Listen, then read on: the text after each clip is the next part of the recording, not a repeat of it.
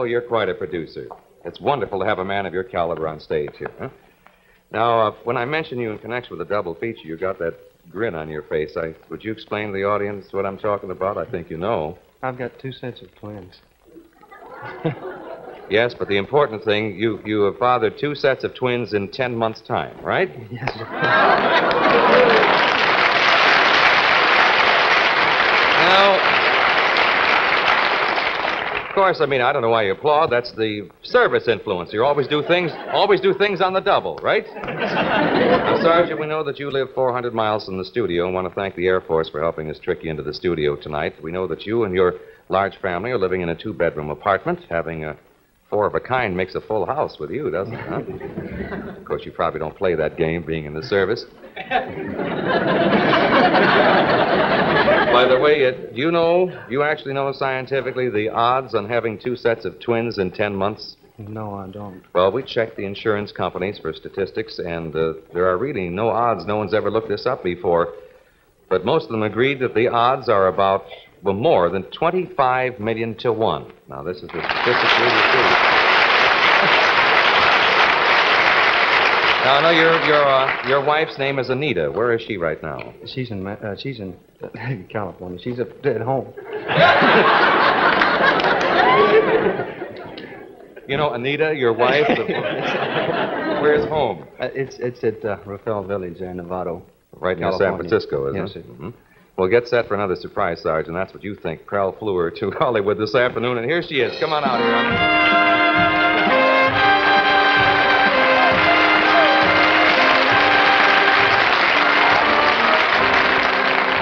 All right, now, it's enough of this mush. Now, come on. Anita, I know that you have a little secret, another surprise for Jim. Would you care to tell him now? What? Anita, suppose you tell the audience what you've just told your husband. I couldn't get a babysitter.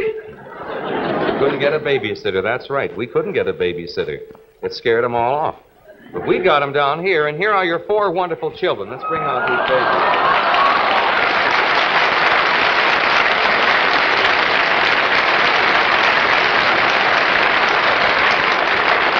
Here's Diane, Denise, and there's John and Joseph over there sacking it out. The girls are older. If you could only see the beautiful red hair in this. Jim, how does it feel to go from of just the 2 of you to a family of 6 in less than a year? Hmm? Well, we didn't have too much time to think about it. Didn't have too much time to think about it. I understand that you've been praying for a dry winter. Why do you want a dry winter? We use about 100 diapers a day. 100 diapers a day? Well, Sergeant, we know that you and Anita are doing a wonderful job managing your big family, and you've made those GI checks really stretch a long way. But just in case it might not be a dry winter up there, use this. Wendell, if you please. We have this for you. Take care of your laundry problems. The new O'Keefe and Merritt washer-dryer combination. This is the push-button one with the steady speed. That means no vibration. It's going to make your wash days a holiday, which will be every day for you. It's fully automatic, particularly in drying diapers. You like that, honey? Huh? You like that? Of course you do, sweetheart. Now, Anita, I know you've really had to scramble around getting baby furniture for the kids. All of a sudden, we have 4 children, don't we? Now, you can return all the stuff you borrowed. I understand you borrowed here and there and everywhere because you now have your own. Take a look at this. Take a look right here. There's your little piece.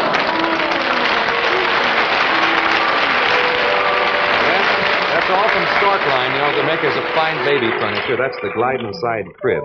And it operates as quiet as a kitten. It has those patented silent drop sides. And then to go with the crib, there's the beautiful Storkline Schifferobe over there. And when you open the drawers, you'll find they are filled with a complete baby layette. Everything you need. And then there's the new Storkline fold-away feeding table. See there? There's no better line than Storkline. And I know what you're thinking right now. We'll have 3 warming up while the other are in it. And there's also the deluxe bassinet and the baby scales to go along with that. And by the way, we have thought of this too, Anita and Jim. One of each won't be enough. So we're going to send you 4 cribs, 4 Schifferobes, and 4 feeding tables. Is that all right? All right, Sergeant? And another little thing. Everything you see here, with the exception of Wendell, is yours. We're sending you also these 2 twin Stork-line perambulators are yours. Now, all you have to do is to make the sidewalks wider on your block. These are beautiful children, and you should be very, very proud, as we are for you. And I know that you're going to have just a world of happiness. And it's been a double treat, believe, surprising you on It Could Be You for all of us. Congratulations. You better go with the children. I don't trust Wendell.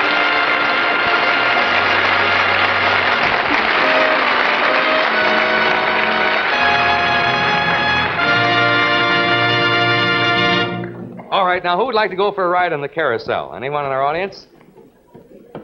Yes, it could be you, then, our beautiful Prell girl, Trudy Rowe. And it is. So what do you say? Let's take a ride. Let's go. Oh, boy. Wait in the car, will you? It's that Marmon outside, the 1926 Marmon. You enjoying our show? Yes. Oh, good. I'm delighted. And now I'm looking for a pair of youngsters who have just sent out announcements on their 50th wedding anniversary. Yes, it could be you, Mr. and Mrs. George Witheridge of San Fernando, California. How are you, sir? How are you, sweetheart? When will your 50th anniversary be? Tomorrow. Tomorrow's your 50th anniversary? Well, that's just a few hours from now. Let's go down on stage and talk about it, shall we? Come on down. You go with me? Sweetheart, pleasure.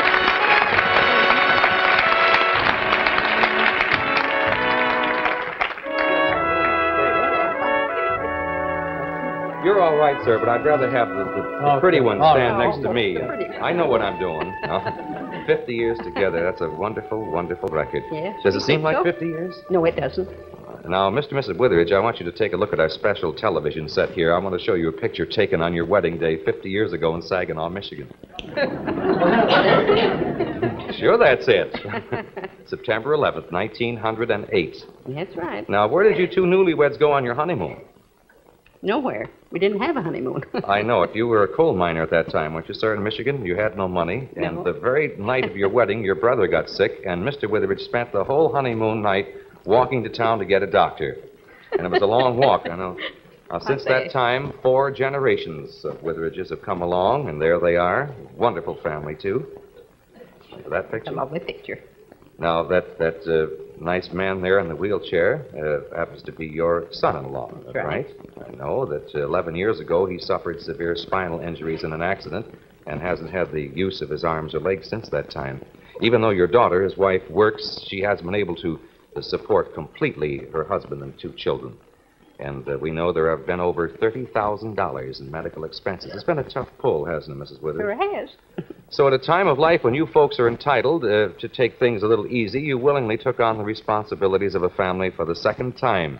Now, Mr. Witheridge, what do you do for a living, sir? Floors. I know that you have a rather small florist shop in San Fernando, a small town north of Los Angeles. And I hear that you now and then slip an extra flower or 2 into wedding orders for people who can't afford a big bouquet without saying a thing, don't you, Mr. Witheridge? Well, we find out. Sure it does. And your daughter keeps telling you, Dad, you and Mom are never going to take a honeymoon trip that way. You've got to save a little. Well, Mr. and Mrs. Witheridge, we have a golden anniversary present for you. Wendell, the present, please. Happy golden anniversary.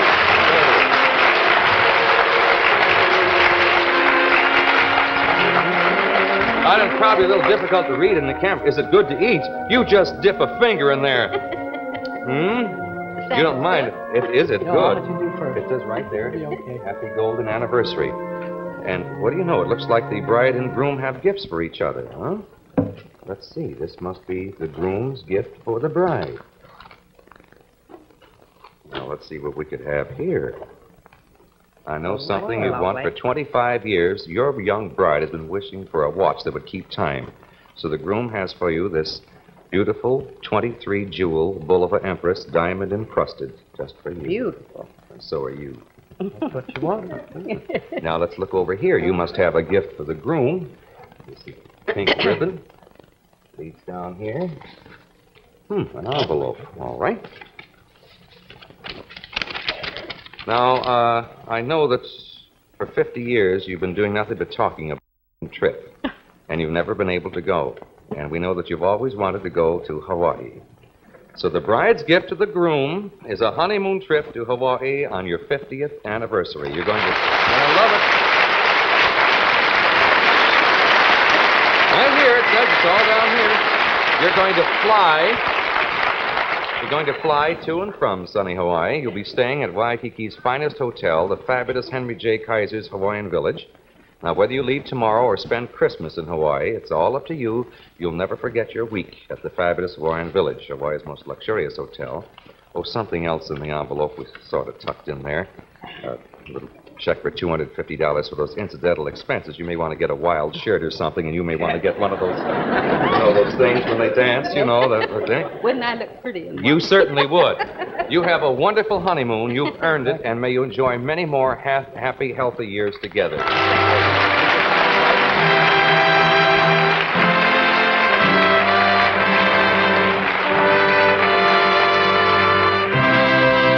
In a moment, we're going to have one of the most dramatic surprises we've ever done on It Could Be You. But first, how many of you sometimes think that you have a split personality?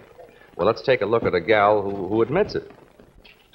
We're going to surprise a man right now who took part in one of the most dramatic, exciting adventures to come out of World War II. A fantastic story of the crew of a B-24 bomber, a four-engined heavy bomber at that time that knocked the daylights out of the enemy. This one was shot down by Japanese anti-aircraft in the jungles of Mindanao and the Philippine Islands in the year 1945. The B-24 shot down over Mindanao was named, ironically, I'll Get By. But thanks to a miracle and the courage of the pilot, all 11 men in that plane are alive today. And we tricked that pilot into the studio tonight. It could be you, former Captain John Lampy. Taxi down here, sir. I want to come to meet you.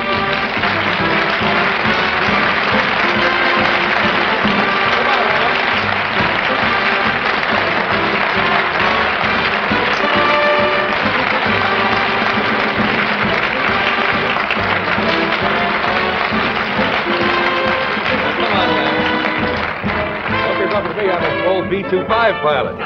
How are you? We surprised you. Now, you Air Corps Dad. Huh? John, I know you live now in Southern California with your wife and 2 children. We had quite a problem keeping the secret from you. Now, I'm going to show you something that'll bring back memories. The crew of your plane. Well, I'll get by. There you are. See in the back on the left, standing? That was right. taken shortly before your last mission, wasn't it? Right. I know your plane struck. It caught fire. The controls were just about shot away. But you held a course. You stuck to the ship and held a course while all your men bailed out, 1, 2 at a time. Like a good captain, you were the last man to leave the ship. How close to the ground were you when you finally hit the silk? Oh, maybe 2,000 feet. Looked pretty close. It was getting closer all the time. And they had a little game there. The Japanese soldiers were giving you a bit of a bad time on the ground, weren't they? I'm a little shaky, Dad. They had a little thing called Pop the Flying Americans, and they were shooting at you. I know you and your men were floating down in probably the worst spot in the world you could have landed. You were coming down right over a prisoner of war camp, a delightful little Jap penal colony. Penal colony. That's Davao, right. a lovely place. Yeah. But as all you men were floating down in parachutes, a miraculous change in air currents caused you to drift, and you drifted your men right past the camp, although one of them, Sergeant Swain, landed about 30 yards outside the camp. That's correct. How'd you make out? Where'd you land? Lord only knows. Maybe 2 miles from there. But you were up to here in tropical growth, I know, right in the right. dense jungle. You actually were about a mile from the camp. I know that for days in this Are you dense... shaking? No, are you? I'm nervous. You all right?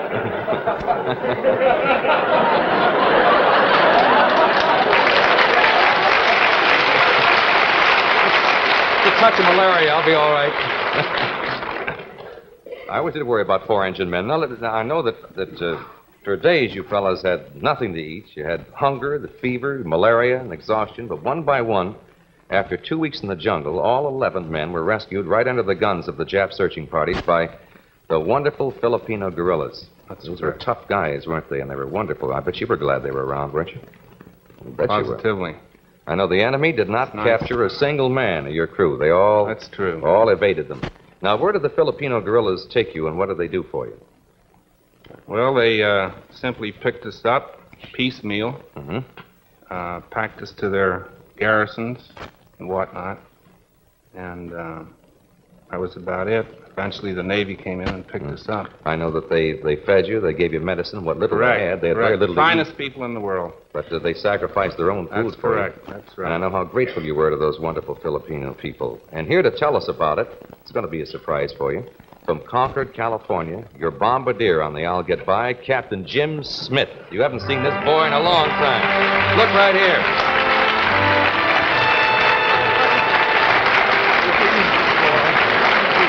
How about that, huh? Boy, Smitty, Lampy didn't forget the Filipino people, did he? No, he sure didn't. He always was a kind of a tender-hearted guy. Are you When he shaking? Huh? Are you? When he got back, he had to do something about it, so he started scrounging, filching, pilfering, talking to supply sergeants. Before we knew it, we had a mountain about 2 tons high out in front of our tent. Food supplies. Food, supplies, medicine, everything. It took 3 airplanes to fly it back to the little village, and they dropped it off at the village where we were rescued. I think you fellows might enjoy seeing a picture of the surprise party celebrating your safe return. Take a look at our television set there. Now, Smitty, that's a picture of the enlisted men there, isn't it? Yes, it is, but we all had a job to do. Lamp was the kingpin, but when we were on the ground, we were all buddies. Now, I'd like to show a picture of the officers at the same party while they were still standing up there. The cook couldn't bake one cake big enough for all of you. Wait, John, let's see. 1, 2, 3, 4. I see 5 officers in this picture. Your plane carries only 4 Well, officers. we had Who's the 5th man? we had the squadron navigator on board. Oh, was this tough an assignment, huh? It's a big Well, job. we were the lead ship. No. Who is this? What do you remember? Our his name? ship. Mm-hmm. Captain Penrose. Oh, I know he parachuted into the jungle that Yeah, day, he too. was the 11th man. I know. Ordinarily, you don't carry him, but he was on board That's just for... Well, I know that he's in business down in South America now. How long has it been since you've seen him? I know. You sure you didn't bring this from the jungle? What? How long since you've seen this, Captain Penrose? I guess 13, 14 years. Well, I got a letter from him, but... well, Prell wants you buddies to have a visit again, so we flew Captain Julian Penrose all the way from Sao Paulo, Brazil, and here he is. Come out here, Captain. There's your buddy.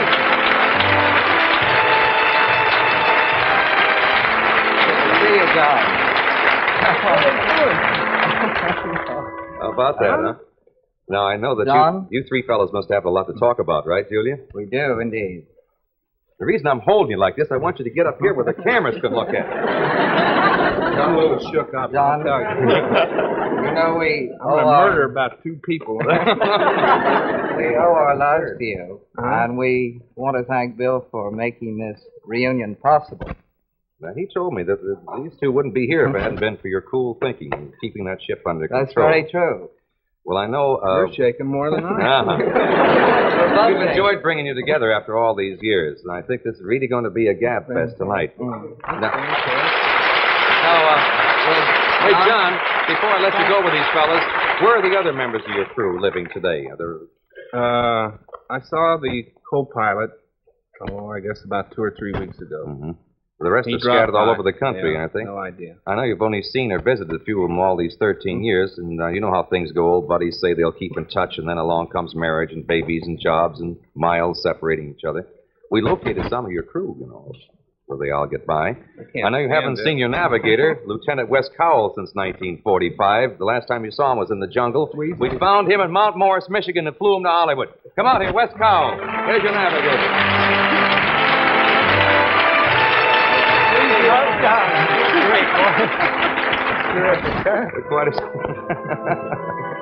Oh, boy. This is quite a night for the captain, I'll tell you. And our staff tracked down your co-pilot, Lieutenant Davy Rolfe, in Spokane, Washington. Here he is. There's Davy.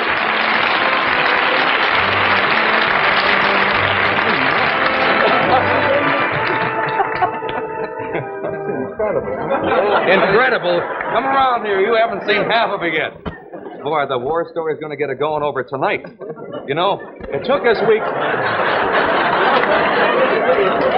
It took us weeks to do this, and we got more. You know, it took us weeks to find these men all over the country, right? Let me say a few.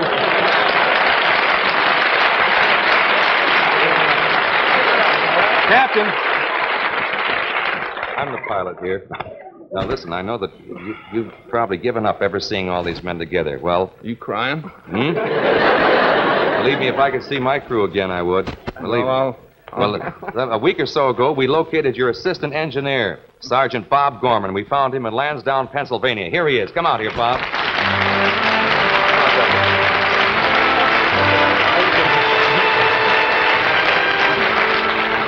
How you doing? This boy saved our lives. Good, we This heard boy, of- yeah. Great boy. I know this is going to be quite a gathering. We're all here. Whatever happened to Jack Swain? You know, he's the Lloyd fellow. Swain? Yeah, he landed so close to the. He was the one that landed 2 feet outside the jet. Lord knows, but he's probably here.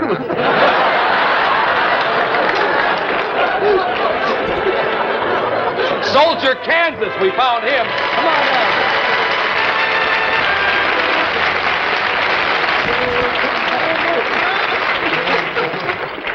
You know, we've burned up the wires trying to find the rest of your crew. They're spread all over.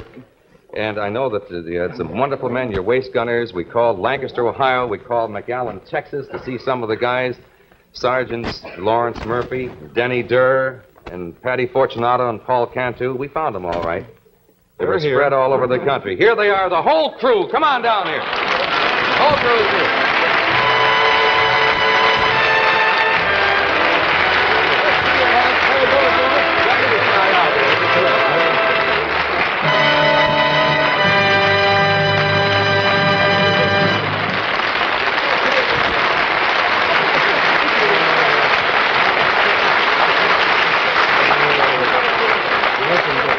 Fellas, I'm going to leave it up to you, just for a minute. Inch, hut!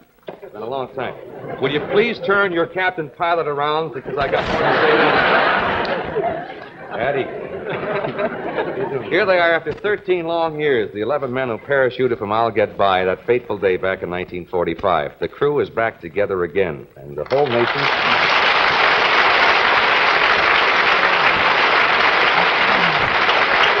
Let me tell you this, Lance. We've arranged a reunion party for you at the famous Knickerbocker Hotel in the heart of Hollywood. They removed all the good furniture and everything. And John Lamp, let me tell you, as a memento of this night, and more particularly of the experience that you men shared back in 1945, and in the name of your crew, we'd like you to have this beautiful 23-jewel Bulova wristwatch in its gold case. But the important thing to you will be the engraving, and if I can still pass the Air Corps test, I'll read it. We'll never forget, February 17th, 1945, the crew of the I'll Get By. This is from your men, and here it is. Have a wonderful get-together. I don't have to tell you, have a wonderful reunion. You sure may.